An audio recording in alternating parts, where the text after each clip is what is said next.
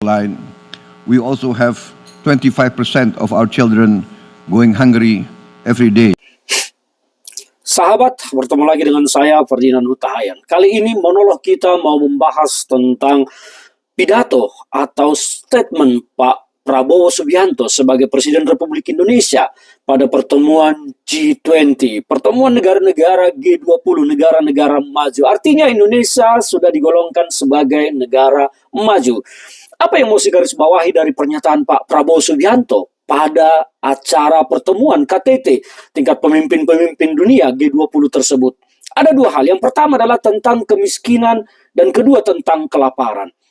Pak Prabowo Subianto menyatakan bahwa 25% anak-anak Indonesia masih kelaparan setiap hari.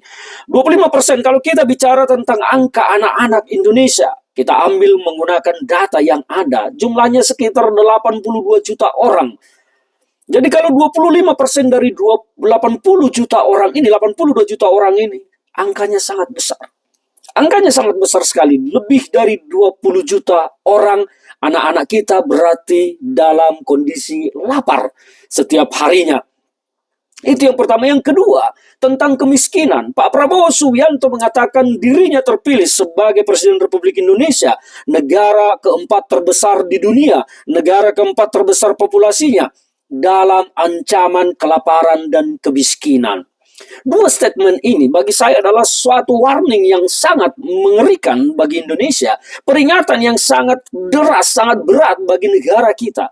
Dan satu hal yang mau saya lihat di sini, kalau kita kembali flashback ke belakang ke pemerintahan Pak Jokowi, saya selalu mengatakan bahwa saya tidak pernah percaya dengan data yang dikeluarkan oleh BPS, Badan Pusat Statistik, karena menurut saya data yang dirilis oleh BPS itu terlalu bermuatan pencitraan terhadap penguasa saat itu, yaitu Joko Widodo. Salah satu contoh, kita mau mengambil contoh angka kemiskinan. Angka kemiskinan yang dikeluarkan oleh BPS saat ini adalah 9% atau sekitar 25 juta orang. 25 juta orang yang dianggap sebagai orang miskin. Nah, kalau kita membandingkan tadi angka anak-anak yang kelaparan dengan angka kemiskinan yang dirilis oleh BPS, angka kemiskinan yang dirilis oleh BPS sekitar 25 juta orang, sementara anak yang kelaparan saja sudah sekitar 20 juta orang.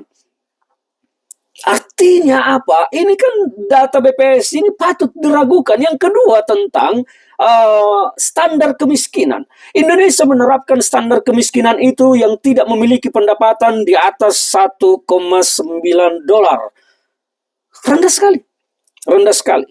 Atau sekitar tidak sampai 600 ribu sebulan atau sekitar 500-an ribu per bulan. Itulah yang dianggap miskin. Padahal 500 ribu sebulan itu kalau dalam sebuah keluarga, kalau kita anggap keluarga itu ada suami, istri, anak, 3 orang. 500 ribu itu dalam sebulan mau makan apa 3 orang? Tapi inilah standar yang ditetapkan oleh pemerintah tentang kemiskinan. Sementara standar kemiskinan dikeluarkan oleh Bank Dunia, harusnya dia berada di kisaran sampai 3 dolar.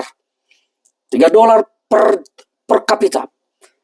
Artinya jauh sekali standar yang ditetapkan kemiskinan oleh pemerintah kita dengan Bank Dunia. Kalau menggunakan standar yang ditetapkan oleh Bank Dunia, maka saya pikir angka kemiskinan di negara kita ini bisa meledak sampai di atas 20%. Tapi karena standarnya rendah, maka hanya yang berpenghasilan 500-an ribu ke bawah lah yang dianggap miskin. Yang berpenghasilan 1 juta sudah tidak dianggap miskin. Padahal 1 juta itu menurut saya masih sangat miskin. Tapi inilah negara kita. Dan kembali kepada apa yang disampaikan oleh Pak Prabowo Subianto tentang angka 25% anak kelaparan dan ancaman kemiskinan dan kelaparan yang disampaikannya pada acara pertemuan G20. Itu adalah, bagi saya, adalah sebuah fakta nyata. Gugurlah semua klaim-klaim keberhasilan yang didengung-dengungkan oleh Joko Widodo selama ini dan oleh para jajarannya. Menurut saya, data-data dan informasi yang diberikan selama ini adalah manipulatif karena tidak faktual. Sementara memang untuk membuktikan secara faktual, pemerintah kita tidak pernah bisa, karena tentang data orang miskin yang layak menerima bantuan sosial saja, pemerintah tidak pernah akurat datanya. Sampai saat ini sudah berpuluh-puluh tahun. Kembali ke soal pidato Pak Prabowo. Apa pesan yang mau kita tangkap dari sini? Dari pernyataan Pak Prabowo Subianto tentang kemiskinan dan kelaparan tersebut. Itu adalah ancaman serius bagi Indonesia.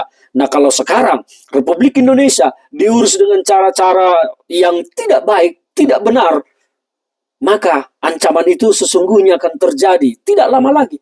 Kita akan menjadi sebuah negara yang ambruk, hancur, tidak terkelola dengan baik, maka rakyat miskin akan semakin meningkat dan kemungkinan akan Indonesia ini menjadi pecah belah. Seperti yang pernah disampaikan oleh Pak Prabowo Subianto, 2030 ancaman Indonesia pecah. Pak Prabowo pernah menyampaikan itu pada saat pemilu lalu, pemilu sebelumnya. Dan ini harus ditanggapi serius dan diperhatikan serius oleh jajaran pemerintahan Pak Prabowo Subianto. Ini warning keras, menurut saya sangat keras. Ancaman kelaparan dan kemiskinan. Belum lagi ditambah geopolitik internasional yang sangat membuat situasi global tidak membaik. Kita melihat sekarang perang Rusia dengan Ukraina akan sepertinya meluas karena Rusia sudah menggunakan rudal balistik antar benua dan ditanggapi oleh Inggris yang siap berperang dengan Rusia, dan Amerika juga marah. Ini akan menjadi eskalasi politik global yang tentu akan menghancurkan perekonomian global. Dan bagaimana dengan Indonesia? Sudahkah Indonesia siap dengan kondisi global yang akan berantakan? Ini ancaman serius. Dan apa yang disampaikan oleh Pak Prabowo Subianto harus dicerna serius oleh jajarannya. Sebab apabila tidak, ancaman terbesar justru adalah kepada kekuasaan Pak Prabowo Subianto yang pertama sekali. Salam dari saya, Ferdinand Huta Hayan.